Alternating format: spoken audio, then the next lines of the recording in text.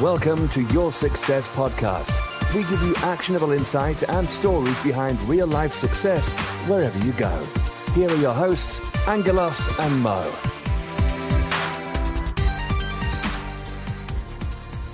The following episode is our chat with repeat offender and friend of the show, Nicole Bremner, who we chatted to about the brand of you and why it is important in property development. Enjoy. Nicole Bremner, thank you for joining us again on the podcast. Third time now? Third time, Wow, third time lucky. So we're going to jump straight in. Everyone's on social media these days. How do you stand out? Well, it's what I just presented about at Mark Stokes' Commercial Development Summit. It's about being that purple cow, and that's Seth Godin, yeah, Godin. His concept. Yeah, you know how you only read someone's name, you don't know how to pronounce it, and all of a sudden, how do I pronounce that name? It's about being that purple cow. If you stand out for something, whether it be the fact that you skydive, the fact that you're a woman, the fact that in a male-dominated industry, you have to have something that makes you different. You've got your hair, and you've got your muscles. So there you go. I thought she was going to say that. Yeah. Well improvised. Yeah. Thanks, Nicole. I'll pay you £5 later. Cheers.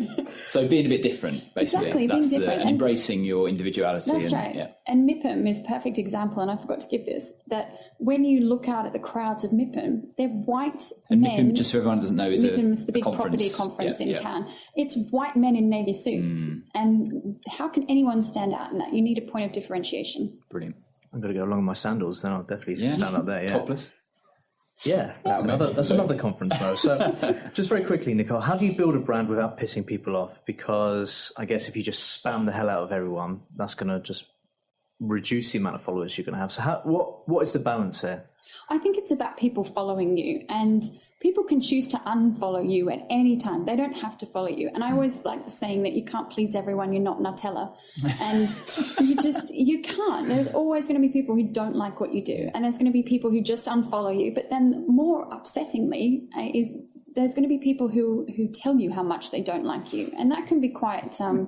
It's just, it hits hard, and you might have 100 lovely comments and you've got one saying, ugh, and you take that one on board. So you can't not annoy people. That's just what you do. If you're putting yourself out there, you're going to annoy someone. You just have to do it anyway and think about the people who you're assisting or you're helping, you're inspiring, and not worry about the ones that you are, because they can just unfollow you. Yeah.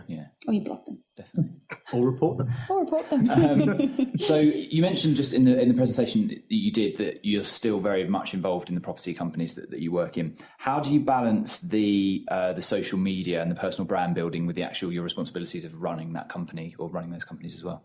I have set time in my diary carved out for social media strategy. Right. And I also have got help. I've got Paula who helps me out with the social media. And so I keep those days or those time slots for social media, and I treat it as one of my business units. Yep. As the same way with property, my property construction, the various tasks I need to do that.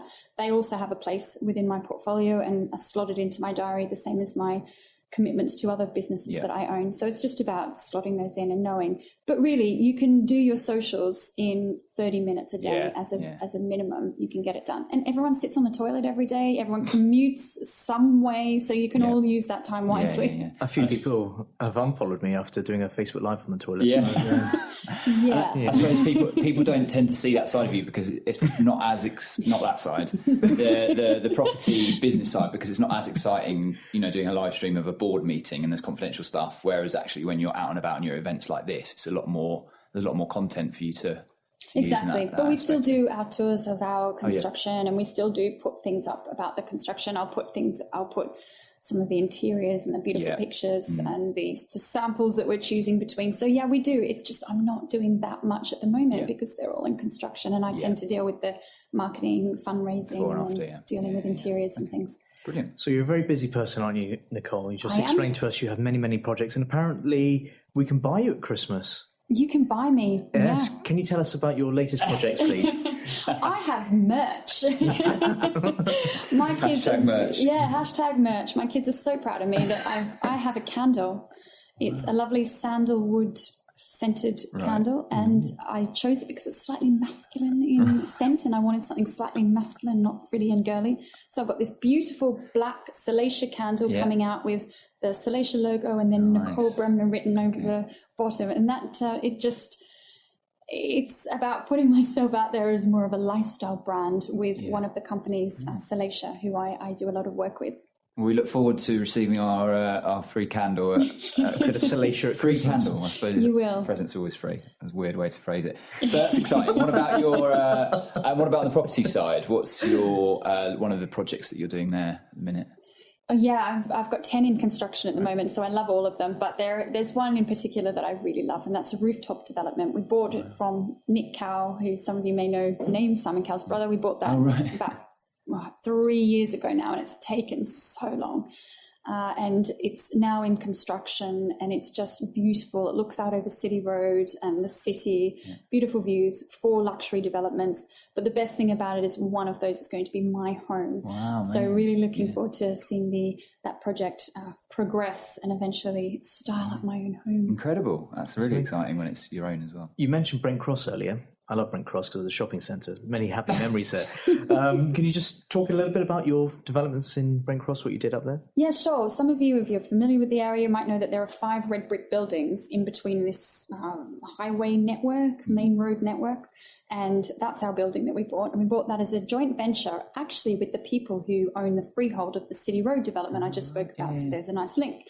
And so we bought that as a JV. It was a commercial office space, and some of the leases were coming to an end. So it was, my business partner, Avi's brilliant at this. There was a really good way of consolidating all the commercial tenants into the remaining buildings, and then gradually, one by one, we're converting the residential commercial into residential under PD rights. But the big plan for this is we'll go for planning to knock it all down and build 2 beautiful towers there. And they're great rental products because they're right by the shopping centre, as you said, and they're really beautifully fitted out just for rental. I think I've driven past them actually. Yeah, you would have. Anyone who's gone to Brent Cross would have ridden past them. Yeah. So this podcast is all about success, and as we have asked you before on this podcast, and we ask everyone, what does the word success mean to you? And if that's changed or Yeah, I can't remember what I answered last time, but definitely. I think it was being on our podcast. Go on, you give being your on your podcast 3 times. Has anyone else been on 3 times? No, you are the record holder. We've been on it 3 times. Yeah, I think we've been on You've it. been on 3 times. Go on, I'm going to look up your answer. And so you look up my answer. Yeah. So for me, being successful is about having the flexibility to spend my time as I wish. And so for me, the last 2 summers, I have spent 6-7 weeks just traveling around the world, really, in Europe, with my kids, without my kids. And for me, that's success. It's about being able to pack up my business and leave it in the hands of someone else, and then have the lifestyle element that it's just that holy grail. I love the fact that you can go to Ibiza as and when you feel like it. It's just awesome. I mean, that's what it's all about, isn't it? Just 7 amazing. times this year. Basically the same. Yeah. Success for me means freedom to choose how I spend each day, and to take time off and go skiing and all that. So, No, that's a really nice book you got there, mate. Can you? That's the Your Success book that's out now. So I didn't mean to put it in front of the gospel. And we'll be doing a giveaway, actually. I'm going to be doing a special giveaway. Excellent. Of your book and my book as a package. So that will be coming soon. That'd be awesome. Thank you. Because you're all for as well, aren't you? I am, yes. Can I share a little bit of trivia?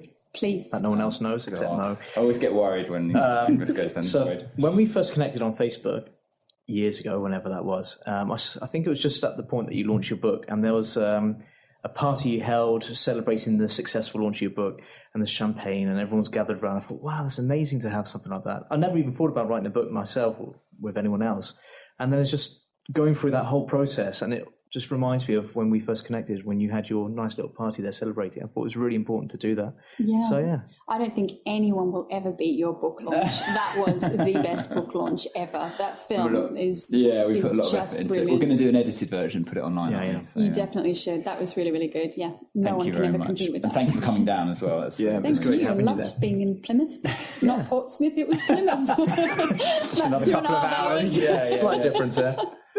Cool. And I saw you riding one of the cannons as well on the Hoe. Yes, at the Barbican in Plymouth. Hoe, Yes, that's right. By the sea. Yeah. Yes. That was really cool. So, really great to have you down there. Cool. One last question, Nicole. How do people get in contact with you? Because I hear you're quite a hard person to get hold of on these Yeah, I things. don't do email. Occasionally I do email. Look, you can get hold of me on any of the social media platforms. You can also email me, Nicole at east-8.com. but mainly social media. Just drop me a DM on any of the platforms. Brilliant. Well, thank you very much, Yeah, Nicole. thank you It's again, great Nicole. having you Thank again you. for the third time. Third time Awesome. lucky. And we'll let you know when we want to schedule in the next one. Brilliant. But yeah, thanks, Nicole. Cheers. You have been listening to Your Success Podcast. Click subscribe for more incredible content. More details can be found at www.yoursuccesspodcast.com.